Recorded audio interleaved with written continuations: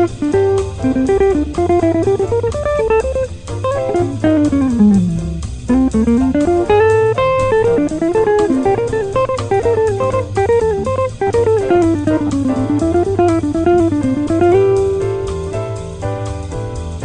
welcome to my channel. I'm Steve Down. This is my guitar. If you're just joining us, we're in the middle of a series looking at modal jazz and unpacking what that means and how to use it. For the vehicle for this, we're using Milestones by Miles Davis, and specifically we're analysing the solo of Cannonball Adderley on this track, and it's ridiculous. So if you've just kind of stumbled on my channel and this particular series and you want to get a bit more in depth with it, I'd suggest going back to lesson 1. If you've been with us for a little while, then you'll know that so far what we've been looking at is the head. We did a little chord melody of that.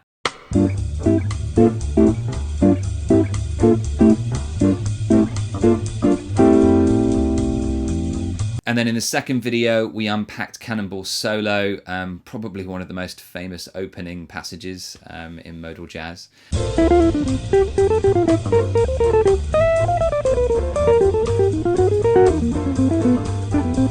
Along with Miles's solo from So What. And in that one, we unpacked his use of the G Dorian scale. And then in lesson 2, we looked at the B section where it changes its focus to A Aeolian, another modal scale, and we looked at what Cannonball did with that.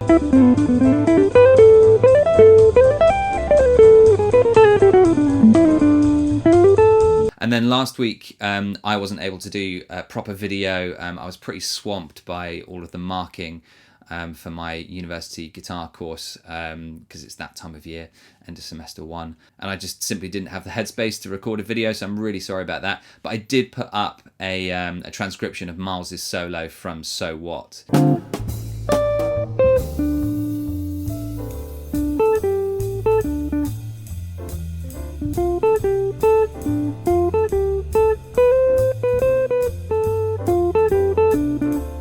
Worth checking that out because it is related to what we're doing, and there's a great transcription of it, and you can download that from Patreon along with the backing track as well. So this week we're going to be looking at Cannonball's second chorus, so back to the 16-bar A section, just like in the second video we did. And here we're using G Dorian again.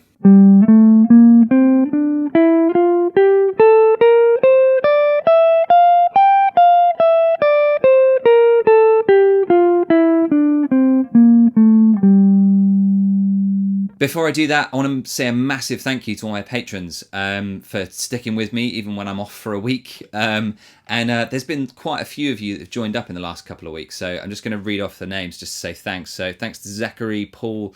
I'm pretty sure your name's pronounced as Rude, but email me and tell me if that's wrong. Daniel, Michael, Rafa, and Sandy as well, and to all of the tons of new subscribers. I think it's been like nearly 100 of you over the past couple of weeks. So yeah, I'm massively blown away that people kind of put up with my boring voice and me going into ridiculous amounts of possibly too much detail. If you'd like to get all the exercise packs, transcriptions, backing tracks and more, then head over to the Patreon channel. The link is on the screen. I really do appreciate all of the support, and it does enable me and encourage me to do more. So yeah, thanks for that. If you want to support me in a one-off fashion, then you can buy me a coffee. Somebody anonymously bought me 3 coffees this week, which was amazing because it was a very tiring week with all the homeschooling and marking. So yeah, thanks for that, whoever did that. And if you want to support, but not in a financial way, then I still appreciate your support just as much. And you can just hit that subscribe button, hit the like button so that people know that it's a decent video. And there's a bell device somewhere on the YouTube channel that kindly tells you that I've released a new video. So make sure that you hit that one if you want to see the next in the series. So let's get on with the show. Okay, so let's look at the first part. Let's look at bars 1 to 5.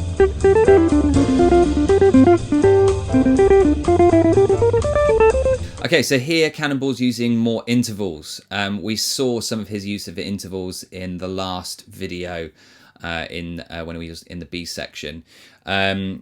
Basically, if you don't know what intervals are, basically intervals are describing the distance between 2 notes. And there's many ways of describing this. We're not going to go into all of them in this video. I'll probably do a video in the future on theoretical concepts, and we'll look at intervals and what all of the intervals are.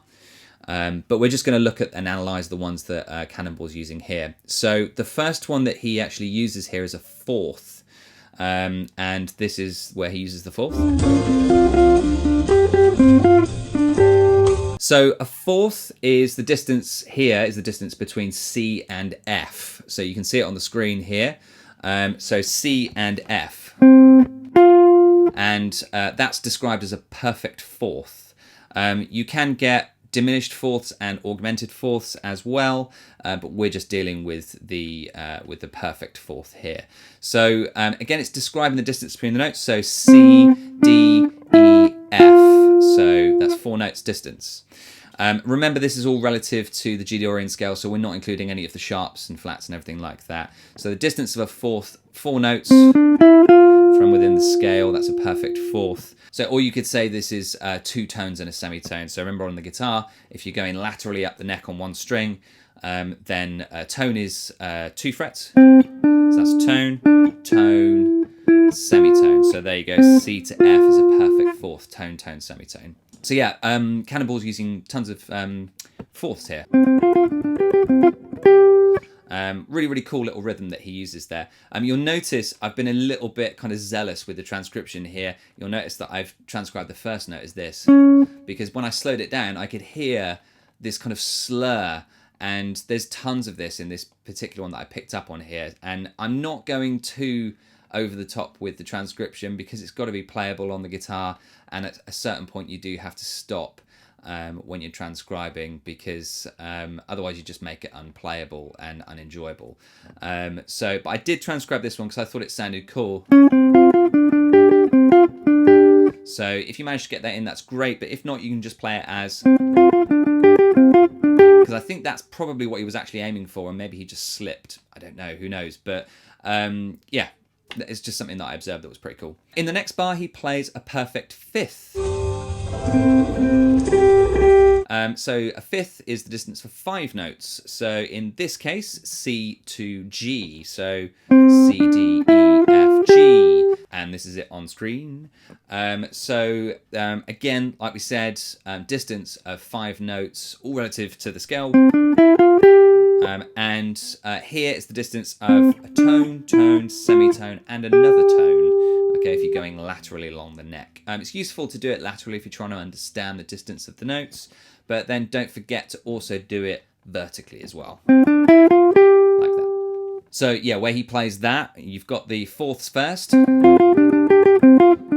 then he does that there, where he starts kind of mixing around the notes. And this is a really cool creative thing that you can do to get a lot of mileage out of your lines, is you can use the same notes that you've been using. So here he's got 4 notes and he's just playing about with them and putting it into different intervallic structures.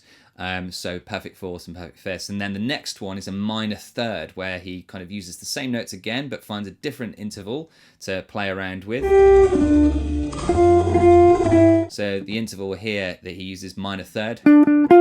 So off of the fifth, so C to G, and then D to F. So same notes, just found a different interval with it. This is called a minor third. So D, E, F. So we're going from D to F. On the guitar, if we go up, a minor third is basically a tone and a semitone. Tone, 2 frets, and a semitone, 1 fret. So that's a minor third. And so that's what gets used in a minor chord. So D minor's got a stacked minor third, and then a major third. So D to F and F to A. Okay. So the reason why we call this minor third is because of that, but also because a major third has got is 2 frets apart. So there's that there, which is the F sharp laterally 2 tones. So remember, tone 2 frets, another 2 frets, and you get D and F sharp. And that's what gets used in a major chord. So major third, major chord, minor third, minor chord. So yeah, using tons of intervals here. Fourths, and then fifth, minor third. And then we get this really cool thing that he does next, where he basically starts on an E and heads up through a G. So doing another minor third thing, and then up to a B flat, another minor third, and then up a major third to a D. And basically this is spelling out a C9 kind of sound. So, and then jumps back down to an A, and then goes up to a C. And what he's trying to do here is basically just give all of the extensions, and so it kind of brings out this kind of C13 sound, that kind of sound, over the top of it. And this is a pretty cool thing that he's doing here by just kind of running through all of the extensions. He's running through the triad and then all of the extensions. He's just getting this really cool, fruity kind of sound, and I really like this. And this is something that you'll see a lot in modal jazz, where because it's an extended area of a vamp, he's able to kind of stretch out and do this kind of thing where he's basically just describing a chord sound. He's got time to do that. So this is a really cool thing that you can experiment with the backing track, is basically just, you know, trying to find all of the notes within the scale and finding a nice way of doing that. And the way that Cannonball's doing that is with stacking the intervals. So minor third, major third. So yeah, pretty cool. The other thing to think about on this as well is that, remember, we're in G Dorian here, so underneath you've got that, or a variation of that. Remember that there's no kind of strict chord pattern underneath. We talked about that in the first episode. Essentially, it's a minor scale. It's a minor sounding scale, G Dorian, and he's essentially approaching the whole passage as if it were a C13 going underneath it. So everything is kind of geared towards C, which is really cool that he's doing that. And this is the idea of modal playing. This is what I was talking about in the first episode. There's no functional harmony, no hierarchy. So he's just getting really creative here and superimposing, that's what we would call it, a C dominant sound over the top of it, over the top of the G Dorian bed, which is, you know, super cool and radically different from bebop at the time. Remember, bebop is still running underneath this. It's not like just stopped. It's still running underneath, but it's radically different to that kind of functional harmony that you'll see in bebop. Okay, so here comes the bit that, you know, everyone's waiting for, the stupid legato sweep picking lick. Yeah, this is a little bit tough, so you might want to slow this down if sweep picking is not your thing at the moment. So here it is, bars 6 and 7. So yeah, I'm using sweep picking for this. Obviously, you know, Cannonball's not using sweep picking, but I'm having to use sweep picking to get this ridiculous legato passage that he's playing. So sweep picking is generally used for arpeggio lines. I know that we might have some sweep picking enthusiasts here. You might well argue with me, but you can stick that in the comments below. But yeah, I mean, from my experience, it's generally used with arpeggio lines and for generally traveling between strings in a fluid and smooth format. So that's the idea of it. So before you tackle this line, let's just talk a little bit about the technique behind it. Now, I'm not an expert with sweep picking. I'm going to say that straight off the bat. I use it very sparingly in my playing. You might have noticed me using it in D Natural Blues with Wes Montgomery, but I do use it very sparingly. So if you're looking for a masterclass of sweep picking, then this is not the place to be. However, here are some tips for playing a sweep picking line. With sweep picking, you're going to want to make sure that you mute correctly as you go down. So here I'm doing a down pick on the first string and doing a hammer on and a pull off between C and D flat, like that. And then I'm dragging my pick back up through a D flat arpeggio, like that. And as you go back through, you'll probably heard some extraneous string noise there. You want to basically mute correctly. I'm leaving my first finger behind to kind of mute the strings as I go, like that. So that it's muting the fingers as I come off. You basically don't want to leave your fingers down like that, otherwise that's going to sound like a chord. It's going to sound like a strummed chord. You want to take your fingers off, but obviously as you take them off you might get some extraneous string noise. Some rock guitarists, they sometimes have a little hairband or some kind of material over the top here, and they'll bring it up when they want to do some sweep picking, so when they come off of the strings, it doesn't ring open. But yeah, basically you're going to want to mute correctly. So you're going to want to make sure that you're not leaving your fingers down as you go up through the triad here. Don't want to do that. You want to do that, where basically it mutes after each one, so you get a good separation between each note. And either use your first finger, or you could use your right hand here as well to mute it. It's slightly more difficult going upwards though. I wouldn't recommend that. I would recommend it for when you're going down. You could mute after you've plucked the note as you're going down with the right hand. But I would try and basically use a finger behind, or just come off very gently so that as you come off the note like that, it mutes it. So don't come off like that really, really quickly, because you'll bring the string open. So like that. The left and right hand must be synchronized. You've got to make sure that your synchronization between the two hands is good. So slowing it down, I know that nobody wants to hear that, but slowing it down does help. If you're new to this, then I would suggest building up from 2 strings, sweep picking, through to 3, to 4, and to 5. If you want to go to 6, that's great. I only actually use, this line only actually uses 5 strings for sweep picking here.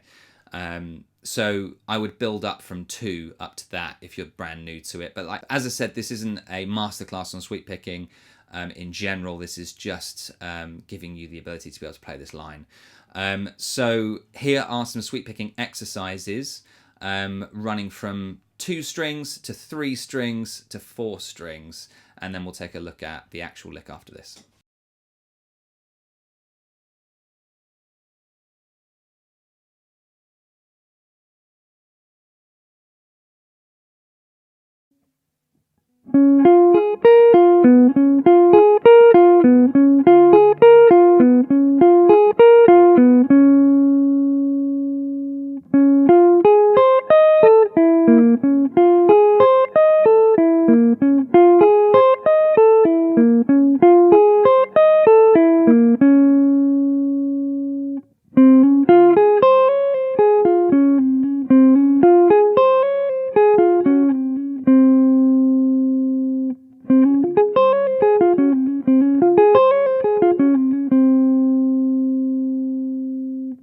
Okay, so slowed down, here is the line. And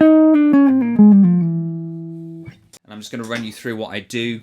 So here, I'm picking the first string, and I'm using a down pick for this, and I'm hammering on from C to D flat and then pulling off again, like that. And then as I go down the arpeggio, so it's down a D flat arpeggio, I'm using an upward stroke there. Like that. There's the sweep. Like this. And that's basically coming down a D major 7 arpeggio. Like that. And then I pull off very quickly to a B flat note after that from the D flat. So I'm using my 4th finger for this. And then pulling off to the 1st finger like that. Then I'm jumping to the 3rd string and picking down an E flat and sliding it back to a D. And then I'm hitting a D flat, another upstroke, going with the direction that I'm going, and pulling off back to B flat through C with a pull off. So this is all pull off, so it's all sweeping or legato, like that. And then another upstroke, and I'm going to A flat on the 5th string, and then I'm pulling off all the way down to E through G and F. And here I'm pulling off to my 3rd finger, to my 1st finger, and then sliding back to the E. This is a really fluid line, and rhythmically it is quite across the beat. Again, with the transcription, I've put on there the best that I can hear it on there. I think if I actually transcribed it exactly as he played it, you'd probably end up with tons and tons of weird note groupings and things. It would probably be almost impossible to read. So I've done it the most readable way on there, and you can match up with, you know, what he's playing on there. But essentially, I don't think you necessarily need to play exactly the same as he's playing. I think as long as you've got the kind of gist of it, that what he's doing is going down this D flat major 7 arpeggio and then heading back towards the C, resolving it back to C. We'll talk about the theory in a second. I think as long as you've got that kind of rhythm, then you know, you're there. So let's talk about the theory of this. There's a cool video that Jens Larsen does on modal interchange, which explains this in more depth. But essentially this kind of is an example of modal interchange. What he's using here, the chord that he's playing over the top of this, what he's doing is a D flat major 7, and it's known as a flat 2 major 7, or a Neapolitan Sub-Dominant as well. It's basically an F minor, which is the subdominant of C. Now, I know we're in G Dorian here, so this is quite confusing. But remember that, as we talked about earlier, Cannonball is imagining that he's playing this C. area here. So what he's done is he's basically gone up a semitone, which is a flat 2. So an upper semitone, and it's the interval of a flat 2 or a minor second. That's what gives it its Neapolitan name. That is a classical terminology. Neapolitan chords are chords that are built off the flat 2. You can see them in pieces of music like Beethoven's Moonlight Sonata.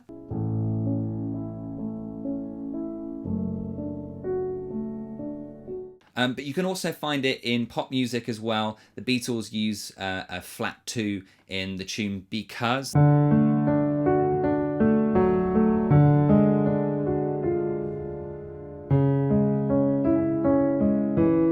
And that's known as a flat 2 because D is the flat 2 of C sharp minor. There's also some theories around how that piece was composed. Apparently it was John Lennon playing Beethoven's Moonlight Sonata backwards, or he heard Yoko Ono playing it, I think, and he asked her to play the chords backwards. I can't remember what the exact story is. It's on Abbey Road. It's a great track, so go and have a listen to it. But yeah, it's got a flat 2 in there, which is a Neapolitan chord. So yeah, essentially this D flat, the reason why we call it a subdominant, a Neapolitan subdominant, is because of the fact that D flat is basically an F minor with a D flat as its leading note. So remember, we've got this here, those notes there, C, A flat, F, and that's an F minor. And then he's got this D flat here, which is the leading note back to C. Again, I must remind you, we are not in the key of C here, but because of what Cannonball's doing in his solo, he's creating this C area. And so, you know, he's well within his creative right to basically go up and use this Neapolitan subdominant idea to create some tension to then resolve back to the C area. So it's mind-blowing, I get it, but it's something that you can use in your solos. So when you're playing over the top of this G Dorian thing, then you can use D flat major 7 as the Neapolitan subdominant to create some tension in your playing. That's what this is for tension. So yeah, this is a concept known as modal interchange, and Jens Larsson's video on it is amazing. I love what Jens does, so definitely go and check his stuff out. But yeah, in his video, modal interchange video, he goes into this in far more detail than I'm doing here. But essentially, it's where you borrow chords from the minor key and insert them where you would not normally see them in a major key. So yes, in a major key you do have some minor chords, but for example, if you probably heard something like this, F minor heading back to C, and that F minor is not in the key of C, and it's borrowed from a different key. And like I said, this is exactly what Cannonball's doing here, so with that stupid legato lick. So yeah, you can do this too in your own playing. Okay, so we're in the final part now. So here's bars 8 to 10. This is the next thing I want to talk about.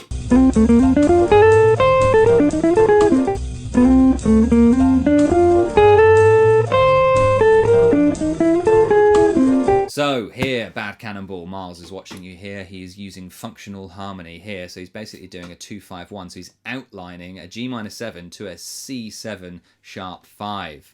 An augmented chord. So he plays that 9th and then the 11th of G minor, and then in the next bar he outlines a dominant C7 with the flat 7 going to a chromatic approach to the major 3rd, and then an augmented triad, which is basically a triad with a sharp 5. So you couldn't get any more functional harmony than this. But don't worry, because clearly Mars must have eyeballed him from across the room. Mars always looked like he was eyeballing people.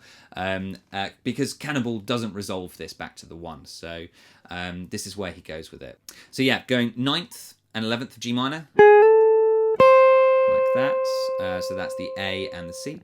And then that's him outlining a G minor. Or a G minor 9. And then he goes to a flat 7 of C. Approaching from below, so to the B flat, and then basically goes below to the 9th of C and approaches chromatically up to the major 3rd. There's no doubt that he's outlining a C7 chord here, and then if there was any doubt, he basically goes altered with an augmented triad here. So this is a triad with basically a sharp 5. And he's basically creating as much tension as he can, which is what you do over the top of dominant chords, with probably the idea of resolving to F. So he could have done that. And that sounds great. It's functional harmony. However, Miles must have eyeballed him from across the room because he doesn't resolve. So this is what he does next. So here he goes back to outlining the G minor sound again with the notes of G and B flat figuring heavily here. And this section is really interesting because it basically uses what we call rhythmic displacement. Rhythmic displacement is basically where you take a figure and then you start it from a different beat of the bar. So something a little bit like this.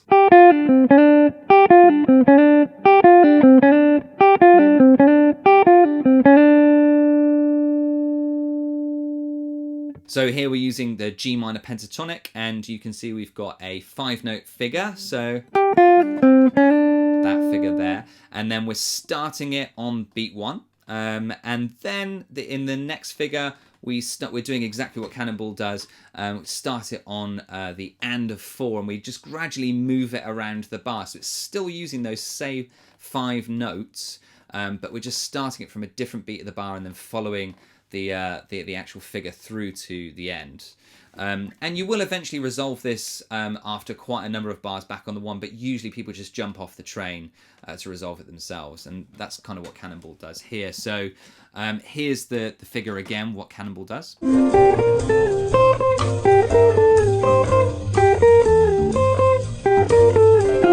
So Cannonball's got a 6-note figure here, and it's got a quaver rest after it as well each time. And he starts his figure on beat 1, and then he starts it again on the and of 4, and then gradually brings it back. So he then starts it again on beat 4, and then on the and of 3, and then he connects through to this flowing line which he's lifted from the first A section in the first chorus, which is this.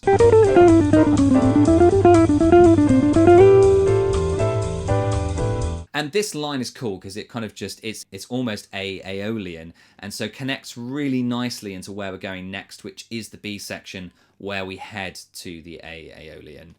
And, you know, it's worth noting here that he's lifted this, he's played the same figure again. That could be, you know, because maybe he's run out of ideas. I doubt it with Cannonball Adderley, but it could be just that, you know, he's reusing material again. There's no problem with reusing material. You see Pat Metheny and John Schofield and Bill Frisell and Joe Pass and Wes Montgomery. They do it all the time, reusing the same material and using it in a slightly different way. You know, Cannonball doesn't resolve it in the same way. He does a slide up from F up to G, so he's resolving it in a different way. But yeah, don't feel bad about reusing licks and reusing ideas. Just try and get creative with them, so you don't play them in exactly the same way. You play them in an ever so slightly different way. So thanks for watching if you got this far, if you didn't switch off halfway through. Don't forget all of the resources are available on Patreon, so head over to this link to find all of the resources. So that's the backing track and the transcription and all of the exercise, chord scale packs and things, and this week intervals as well. You can also buy me a coffee. If you just want to do a one-off like donation support, I really do appreciate that. So the link for that is below. And then, you know, if you don't want to do it in a financial capacity, then just hit the subscribe button. That shows so much for support, and I value that just as much. So hit the subscribe button, hit the like button so that the algorithms point people who are looking for modal stuff towards this as well. And hopefully it'll help them. And hit the bell if you want to get an update on when the next one's out, which will be next week. And we'll be looking at the B section and the final little A section that he goes back to. So we'll be finishing it off next week. And I'm also over on Instagram as well at Steve Down Guitar, and on Facebook at Exeter Guitar Lessons. So if you want to see some updates and some pointless stories and things like that, then head over there. But other than that, happy practicing. Drop me a line if you have any questions, and I'll see you next week. Bye.